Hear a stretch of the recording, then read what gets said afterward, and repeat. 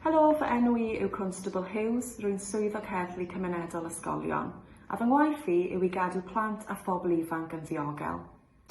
Un o'r ffyrdd rwy'n cadw plant a phobl ifanc yn ddiogel yw drwy ymweld â nhw yn eu hysgolion, mwyn rhoi cyflwyniadau sy'n canolbwyntio ar ymddygiad, cam ddefnyddio sylweddau ac aros yn ddiogel ar-lein ac all-lein. Un o'r pynciau pwysig rydyn ni'n trafod yn ein gwersi o gwmpas diogelwch yw perthnasau mwy diogel a cham-drin domestig. Mae pawb ohonom yn addasu i fywyd ac ymbellau cymdeithasol. Gall y rheolau newydd ar gyfer aros gartref fod yn arbennig o anodd i rai pobl, oherwydd nid pawb sy'n byw mewn man diogel. Gyda chyfyngiadau coronavirus mewn grym ar hyn o bryd, mae perygl mawr o gynnydd mewn cam-drin domestig. Rydyn ni eisiau i chi wybod bod help ar gael i chi gweithio'r cyfyngiadau presennol. Am gymorth emosiynol ac ymarferol, galwch y llinell gymorth byw heb ofyn. Dim 8, dim 8, 8 dim, 1 dim, 800. Fel arall, mae yna wefan lle gallwch anfon e-bost neu gael sgwrs dros y we. Os ydych chi neu rhywun rydych chi'n wneud nabod mewn perygl o niwed uniongyrchol, galwch 999 gan wasgu 55 os ydych chi'n methu siarad.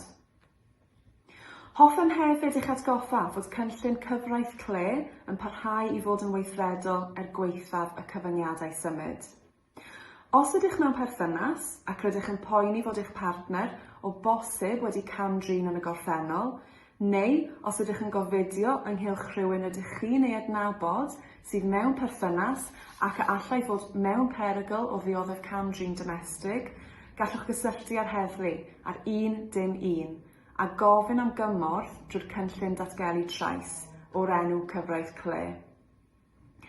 Gallwch heddlu redig gwiriadau ar yr unigolyn dan sylw.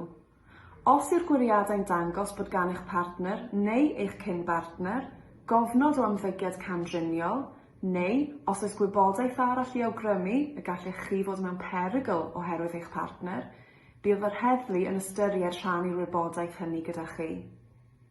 Bwriad y cynllun yw eich helpu chi i wneud penderfyniad ar sail y wybodaeth ynghylch dewis parhau a'r berthynas, ac mae'n darparu cymorth a chefnogaeth i'ch cynorthwyo chi wrth i chi wneud y penderfyniad hynny. I gael dealltwriaeth lawnach o sut mae'r cynllun datgelu hwn yn gweithio, ewch at wefan y swyddfa gartref neu gwefan eich heddlu rhanbarthol a chwiliwch am y cynllun datgelu trais neu gyfraith cle.